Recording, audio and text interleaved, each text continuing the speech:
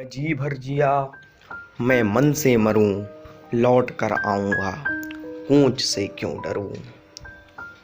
13 दिन के प्रधानमंत्री, 13 महीनों के प्रधानमंत्री और फिर 63 महीने तक भारतीय राजनीति के एक छत्र शिखर पुरुष, एक बेहतरीन कवि, एक लाजवाब वक्ता और एक बेहतरीन इंसान अटल बिहारी वाजपेयी। आज वाजपेयी जी के जीवन परिचय को हम इस वीडियो लेक्चर के माध्यम से जानेंगे। उनके जीवन में हुए बेहतरीन क्षणों को इस वीडियो लेक्चर के माध्यम से जानेंगे। मेरा नाम है वैभव सिंह तिवारी और आप देखना शुरू कर चुके हैं हिंदी दीक्षा एकेडमी की वीडियो सीरीज जीवन परिचय का अगला अध्याय। और आज अगले अध्याय में बात होगी राजनीति के, आजाद भारत की राजनीति के शिखर पुरुष अटल बिहारी वाजपेयी की।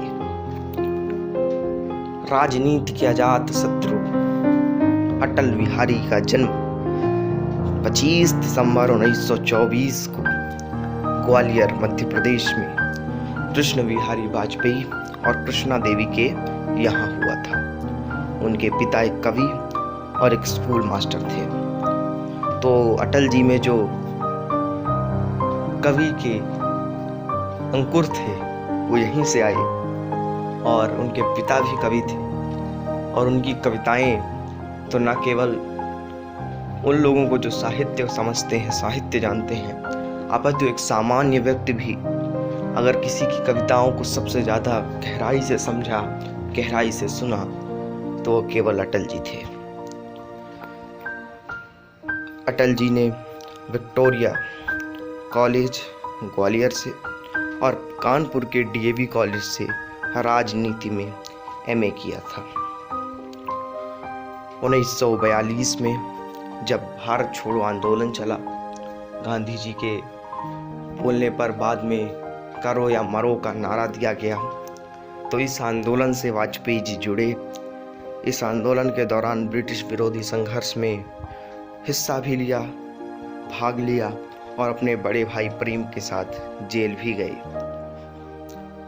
इससे हमें यह समझ में आ जाता है कि जो महापुरुष होते हैं, चाहे उनमें अनेक व्यक्ति रहे हों, यहाँ पे मैं केवल अटल जी की बात नहीं करता हूँ, बचपन से ही, युवावस्था से ही देश के लिए, समाज के लिए अपने कर्तव्य को वो समझते हैं और उसको क्रमबद्ध रूप से निर्वहन करते चले जाते हैं। उसी का एक कड़ी बना 1942 का भारत छोड़ो आंदोलन। राजनीति में अगला जो स्टेप हम कहते हैं, अगला कदम जो अटल जी ने लिया, 1939 में राष्ट्रीय स्वयंसेवक संघ से जुड़े। 1947 में पूर्णकालिक स्वयंसेवक, पूर्णकालिक कार्यकर्ता बन गए। अटल बिहारी जी ने भाजपा के पूर्ववर्ती, जो भाजपा के पहले जनसंघ था, उसके संस्थापक श्यामा प्रसाद मुखर्जी के करीबी सहयोगी बने, उनके साथ कार्य किया और 1957 में संसद से पहला अपना चुनाव जीता। इसमें बातें चलती हैं कि अटल जी जब संसद पहुंचे और जब वक्तव्य देने लगे, तो उस समय के, या हम कहें कि आज तक के सबसे बड़े स्टेट्समैन, या उस समय भारत के एक अलग प्रकार के व्यक्तित्व, एक अलग प्रकार के स्टेट्समैन, एक राजनेता, और मैं तो कहता हूँ कि भारत के प्रथम सेवक जिन्हें हम कह सकते हैं आज की भाषा के अनुसार, नेहरू जी ने बहुत प्रशंसा इनकी की। और नेहरू जी इनके भाषणों के बहुत कायल थे, इनके भाषणों को बहुत गहराई से ध्यान किया करते थे। और यह बता देता है व्यक्ति का परिचय कि इतना बड़ा राजनेता आपका इतना ज़्यादा प्रशंसक है, इतना बड़ा प्रशंसक है और आपकी हर जगह प्रशंसा करता है। यहीं से पता चल जाता है कि आने वाले समय में ये व्यक्ति किन मुकाम तक पहुंच जाएगा। 57 में संसद पहुंचने के बाद अटल जी ने एक के बाद एक लगातार बेहतरीन भाषण दिए, जिसने उन्हें भारतीय राजनीति में एक बेहतरीन वक्ता के रूप में स्थापित किया। 1977 आया, इमरजेंसी हटी, चुनाव हुए, मोरारजी देसाई की जनता पार्टी चुनाव जीती। जनता पार्टी क्यों हम कहेंगे, पूरा अटल जी ने एक के बाद एक लगातार बेहतरीन भाषण दिए, जिसने उन्हें भारतीय राजनीति में एक बेहतरीन वक्ता के रूप में स्थापित किया। 1977 आया, इमरजेंसी हटी, चुनाव हुए, मोरारजी देसाई की जनता पार्टी चुनाव जीती। जनता पार्टी क्यों हम कहेंगे, पूरा जो कुनबा था एक साथ लड़ा, उसमें जनता पार्टी लीड कर रही थी और जनता पार्टी की सत्ता आई। अटल बिहारी वाजपेयी विदेश मंत्री के रूप में गए। जनता पार्टी 1980 में टूट गई। उसके बाद भारतीय जनता पार्टी का निर्माण हुआ और निर्माण करने वाले जो मुख्य लोग थे उनमें भी वाजपेयी जी थे और अध्यक्ष भी 1980 के जो अधिवेशन, मतलब पहला अधिवेशन और भारतीय जनता पार्टी के बनने के बाद अटल जी ही भाजपा के पहले अध्यक्ष रहे। 4 दशकों से अधिक समय तक सांसद रहे अटल जी। 9 बार लोकसभा और 2 बार राज्यसभा के लिए भी इन्हें चुना गया। कई लोगों की मंशा ये रहती है या समझते ये हैं, जो अभी अच्छे से अटल जी के जीवन को नहीं पढ़े हैं, कि अटल जी राज्यसभा से चुनकर नहीं गए, पर यह गलत है। अटल जी 2 बार राज्यसभा से भी संसद पहुंचे और 9 बार लोकसभा, मतलब कि 11 बार सांसद। ये अपने आप में बता देता है कि राजनीति, आजाद भारतीय राजनीति में सबसे लंबे समय तक, मैं तो कहता हूँ, शिखर पुरुष रहने वाले व्यक्ति, क्योंकि उनको उनके विरोधी भी उनकी उसी प्रकार से प्रशंसा करते थे। और एक बात जो है कि अटल जी के नाम के बाद जी लग जाना स्वयं अपने आप में बता देता है कि राजनेता हम इन्हें नहीं कहेंगे, इन्हें हम राजनीति का शिखर पुरुष कहेंगे। वाजपेयी जी एकमात्र ऐसे सांसद हैं जो 4 अलग राज्यों से चुनकर गए। उत्तर प्रदेश से गए, गुजरात से गए, मध्य प्रदेश से गए और दिल्ली से भी संसद पहुंचे। 4 दशक बाद विपक्ष में रहने के बाद पहली बार 1996 में प्रधानमंत्री के रूप में अटल बिहारी वाजपेयी ने शपथ ली, लेकिन 13 दिन में ही उन्हें इस्तीफा देना पड़ा, क्योंकि भाजपा को जरूरी सहयोग अपनी पार्टियों से नहीं मिला। जो अन्य दल थे उनसे सबसे सहयोग नहीं मिला और 13 दिन बाद ही अटल जी को सत्ता गंवानी पड़ी। 1998 में वाजपेयी दूसरी बार प्रधानमंत्री बने और जो भाजपा और क्षेत्रीय दल बनाए गए भारतीय जनतांत्रिक गठबंधन, जिनको हम कहते हैं नेशनल डेमोक्रेटिक अलायंस, NDA, तो उसका जो नींव थी वो वाजपेयी जी ने 98 में रखी थी। 13 महीनों तक ये चला।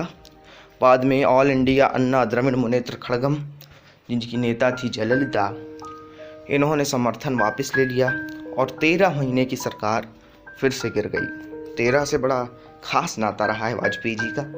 पहली सरकार 13 दिन चलाई, दूसरी सरकार 13 महीने चलाई। 99 आया, फिर चुनाव हुए और इस बार NDA ने बड़े बहुमत से जीत हासिल की। अटल बिहारी 2004 तक प्रधानमंत्री रहे और लगातार, मतलब हम इनको कह सकते हैं 3 बार तक प्रधानमंत्री के चुने गए। इस बार पूरी तरह से 2004 तक, मतलब पूरा अपना टर्म इन्होंने कंप्लीट किया। 11 मई 1998 वो तारीख जो इतिहास में सदैव अमर रहेगी। अटल बिहारी वाजपेयी जी के निर्देश पर और उन्हीं की निगरानी पर हम कहेंगे, क्योंकि वो प्रधानमंत्री थे। और एक बहुत बड़ी जॉब होती है परमाणु परीक्षण की।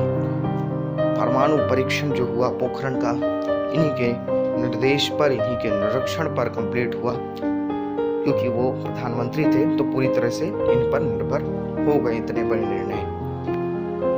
वाजपेयी जी को ओजस्वी वक्ता थे, हम सभी को पता है, और हम सभी आज भी उनके भाषणों के उतने ही कायल हैं। जब भी हमें समय मिलता है और राजनीति पर कभी भी हम सभी चर्चा करते हैं, तो जब भाषणों की बात आती है, जब वक्ताओं की बात आती है, तो उसमें जो सबसे पहला नाम आएगा वो स्वयं ही अटल बिहारी वाजपेयी जी का रहेगा। वह संयुक्त राष्ट्र महासभा में हिंदी में भाषण देने वाले पहले विदेश मंत्री थे। हिंदी में उन्होंने पहली बार किसी विदेश मंत्री ने अपनी बात रखी थी। उन्होंने परमाणु निरस्त्रीकरण, राज्य प्रयोजित आतंकवाद और विश्व निकाय में सुधार जैसे प्रमुख मुद्दों पर प्रभावी ढंग से भारत का पक्ष रखा। वाजपेयी ने उनकी सेवाओं के लिए वाजपेयी जी को 1992 में पद्म विभूषण से सम्मानित किया गया। उन्हें 1994 में लोकमान्य तिलक पुरस्कार और सर्वश्रेष्ठ सांसद का भी पुरस्कार मिला। 2015 भारत के राष्ट्रपति द्वारा अटल बिहारी वाजपेयी को भारत रत्न यानी कि भारत का सर्वोच्च नागरिक सम्मान दिया गया।